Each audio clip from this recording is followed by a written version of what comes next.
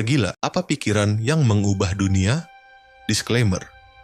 Dokumenter ini disusun untuk tujuan edukasi sejarah, filosofi, dan perkembangan budaya manusia. Narasi ini tidak bermaksud menggantikan kepercayaan, tafsir, atau nilai budaya apapun. Sebaliknya, kisah ini bertujuan untuk mengajak kita merenungi bagaimana ide-ide yang dulu dianggap aneh, mustahil, bahkan gila, ternyata membentuk dunia yang kita huni hari ini. Karena sejarah bukan hanya soal perang dan kekuasaan, sejarah juga tentang gagasan yang cukup berani untuk menantang ketidakmungkinan. Pikiran yang mengubah dunia. Bayangkan dunia di mana tidak ada satupun hukum tertulis, di mana keadilan hanya berarti siapa yang paling kuat, dan ilmu pengetahuan sekadar tebak-tebakan beruntung. Bayangkan dunia tanpa filsuf yang bertanya, mengapa langit biru? Tanpa ilmuwan yang bersikeras mengukur bayangan matahari, atau rakyat kecil yang tiba-tiba berpikir, mengapa hanya bangsawan yang boleh berkuasa? Bukankah kita juga manusia? Segala yang kita anggap wajar hari ini, demokrasi, ilmu pengetahuan, hukum, hak asasi, berawal dari sesuatu yang pada masanya dianggap aneh, atau bahkan berbahaya. Seorang petani di lembah sungai kuno mungkin pernah mendengar tentang hukum tertulis dan tertawa, berpikir, hukum apa? Kita sudah tahu siapa bos di sini yang membawa gada terbesar. Seorang bangsawan mungkin mengejek ide demokrasi, rakyat mengatur negeri, itu ide yang hanya cocok untuk pesta anggur yang terlalu panjang. Seorang penyembah bintang mungkin menertawakan orang pertama yang menghitung lintasan planet. Bintang bukan untuk dihitung, nak, mereka untuk disembah dan dimintai jodoh. Namun, gagasan-gagasan itulah yang bertahan, bukan karena gagasan itu diterima dengan tangan terbuka, tetapi karena gagasan itu cukup keras kepala untuk terus hidup, diteriaki, ditertawakan, bahkan dihukum. Tapi tetap bertahan. Hari ini kita akan menyusuri jejak-jejak itu. Jejak pikiran-pikiran aneh, liar, yang perlahan mengukir jalur baru di dunia. Segila apa pikiran yang mengubah dunia? Sejarah tak sekadar masa lalu, ia adalah jejak kala.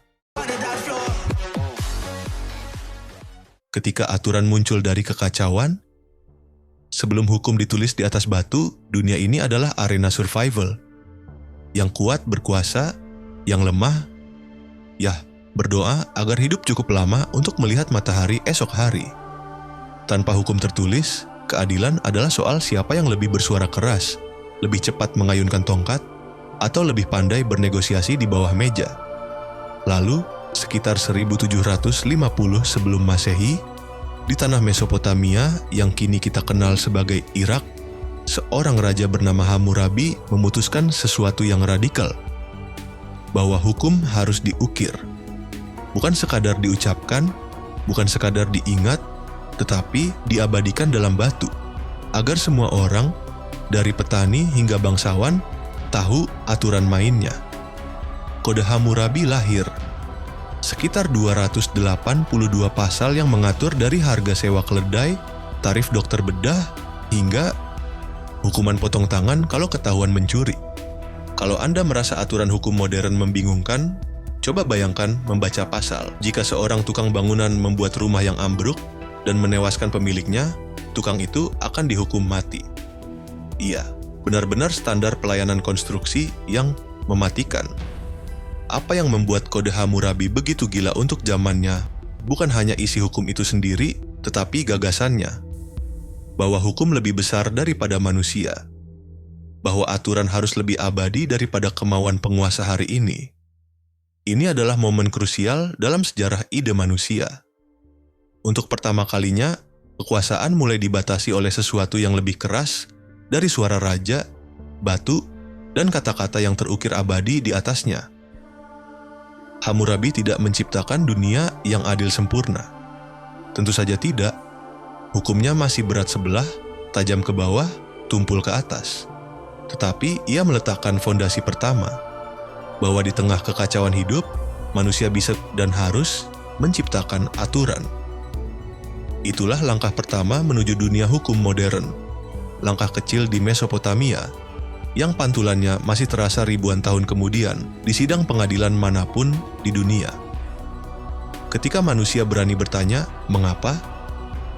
Di dunia kuno, banyak pertanyaan dijawab dengan satu kalimat pendek, karena para dewa menghendakinya. Kalau sungai meluap, para dewa sedang marah. Kalau tanaman gagal panen, para dewa sedang berdiet mungkin.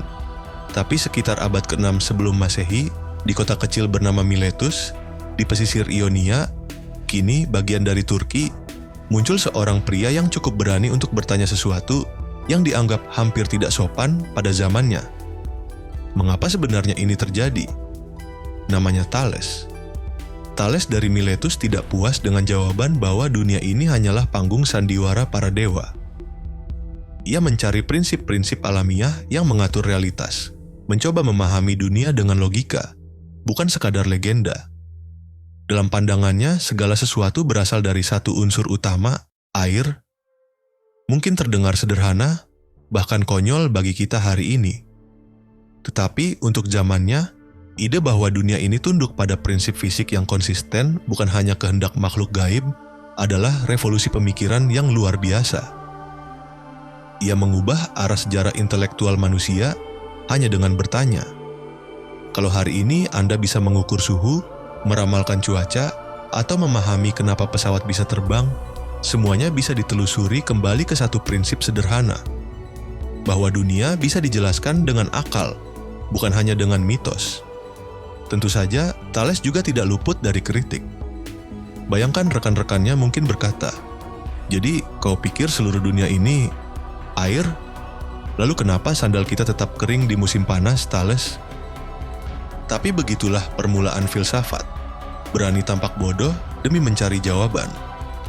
Bukan jawaban yang menghibur, bukan jawaban yang cepat, tetapi jawaban yang masuk akal.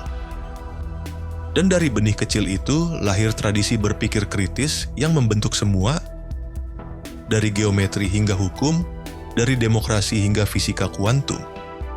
Thales mungkin tidak menemukan semua jawaban, tetapi ia memulai sesuatu yang jauh lebih penting. Ia mengajarkan manusia untuk bertanya, mengatur dunia lewat moralitas. Di sisi lain dunia, ribuan kilometer dari Miletus, di daratan Tiongkok yang luas dan berdebu, sekitar abad ke-6 sebelum Masehi, hidup seorang pria lain yang juga bertanya, tapi dengan nada yang sedikit berbeda. Namanya Kongzi, yang dunia barat kenal sebagai Konfusius. Jika Thales bertanya tentang unsur alam, Konfusius bertanya tentang unsur manusia, tentang bagaimana manusia seharusnya hidup, bukan di langit, bukan di bintang-bintang, tapi di dunia nyata, dalam keluarga, dalam masyarakat, dalam negara. Konfusius hidup di masa kekacauan saat negara-negara kecil di Tiongkok berperang satu sama lain demi kekuasaan. Ia melihat darah, pengkhianatan, kehancuran, dan bertanya, bagaimana kita bisa membangun dunia yang harmonis? Jawabannya bukan di pedang, bukan di benteng, tetapi di hati manusia. Konfusius mengajarkan bahwa kunci membangun masyarakat yang kuat bukan pada kekuatan fisik, tetapi pada moralitas pribadi, pada tanggung jawab sosial, dan pada kesetiaan terhadap keluarga dan leluhur. Prinsip-prinsip seperti Ren, kemanusiaan, Li, kesopanan, dan Xiao, bakti kepada orang tua, menjadi dasar ajarannya. Ia tidak berbicara tentang revolusi. Ia tidak berbicara tentang menjatuhkan penguasa. Konfusius, dengan gaya santunnya, mengajarkan bahwa jika setiap individu memperbaiki dirinya, maka masyarakat pun akan memperbaiki dirinya sendiri. Suatu konsep yang terdengar sederhana, tetapi jauh lebih radikal daripada kelihatannya. Kalau hari ini Anda mendengar nasihat seperti, kalau mau dunia lebih baik, mulailah dari dirimu sendiri, Anda sedang mendengar gema Konfusius yang menggema dari ribuan tahun lalu. Tentu saja pada zamannya banyak yang skeptis. Banyak raja bertanya, bagaimana bisa puisi dan sopan santun melindungi negeri dari tombak dan panah? Konfusius mungkin hanya tersenyum karena ia tahu kekuasaan militer bisa memenangkan peperangan, tetapi hanya moralitas yang bisa memenangkan peradaban. Dan meskipun ia sendiri tidak pernah memegang jabatan besar, Gagasannya akhirnya membentuk tulang punggung budaya Tiongkok selama lebih dari 2000 tahun. Karena dalam sejarah, kadang-kadang suara yang paling lembutlah yang bertahan paling lama ketika rakyat menuntut haknya. Jika ada satu ide yang paling radikal dalam sejarah manusia, bukan tentang senjata atau teknologi, melainkan ide ini, bahwa rakyat biasa berhak mengatur dirinya sendiri. Sekitar abad ke-5 sebelum Masehi, di kota kecil yang penuh debu bernama Athena, sekelompok warga memutuskan sesuatu yang, pada zamannya, terdengar hampir konyol. Bahwa keputusan negara tidak hanya hak para bangsawan, tetapi hak setiap warga negara. Inilah kelahiran demokrasi. Tentu saja, demokrasi Athena jauh dari sempurna.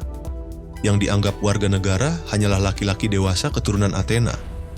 Wanita, budak, dan orang asing tidak dihitung. Kalau itu terjadi hari ini, mungkin akan ada demo di depan balai kota dengan poster bertuliskan, "Kami juga manusia." Tapi untuk zamannya, ide ini adalah revolusi sosial sejati.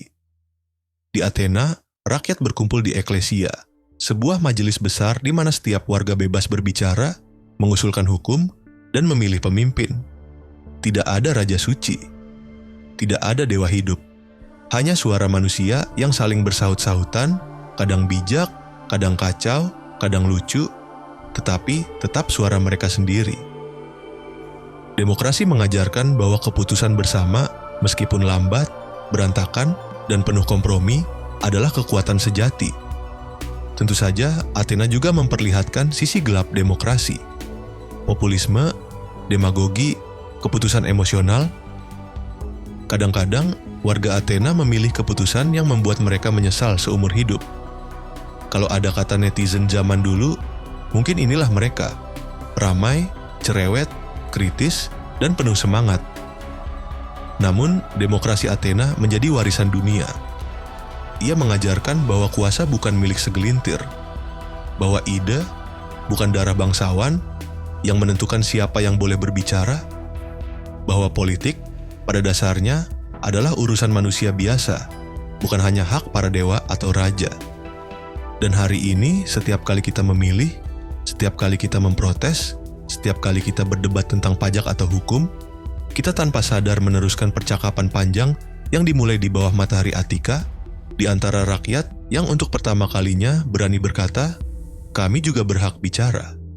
Ketika dunia mulai dipahami dengan akal. Setelah manusia mulai berani bertanya, "Mengapa?"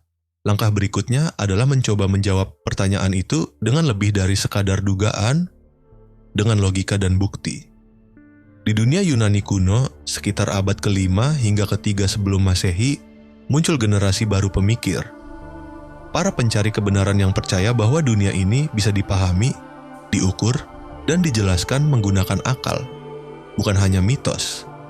Salah satu tokohnya adalah Pythagoras, yang lebih dikenal murid-murid sekolah hari ini karena membuat rumus yang menghantui ujian matematika. A pangkat 2 tambah B pangkat 2 sama dengan C pangkat 2. Tapi bagi Pythagoras, matematika bukan hanya soal angka. Baginya, angka adalah bahasa alam semesta.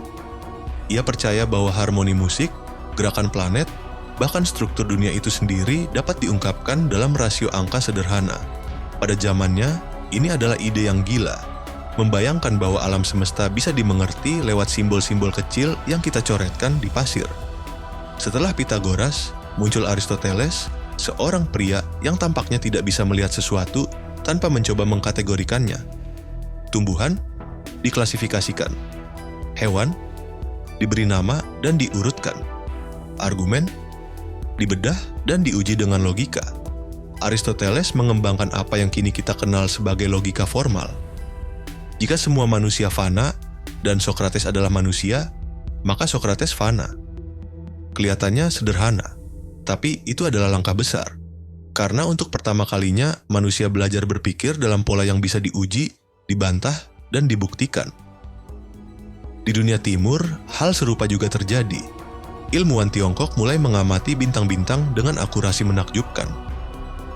Di India, para pemikir menggali konsep matematika yang akhirnya mengarah pada penemuan angka 0, sebuah ide yang, tanpa kita sadari, membuat semua teknologi hari ini mungkin. Sains dan logika lahir bukan dari rasa puas, melainkan dari rasa gelisah. Manusia melihat dunia dan berkata, "Aku tidak cukup hanya menerima, aku harus memahami."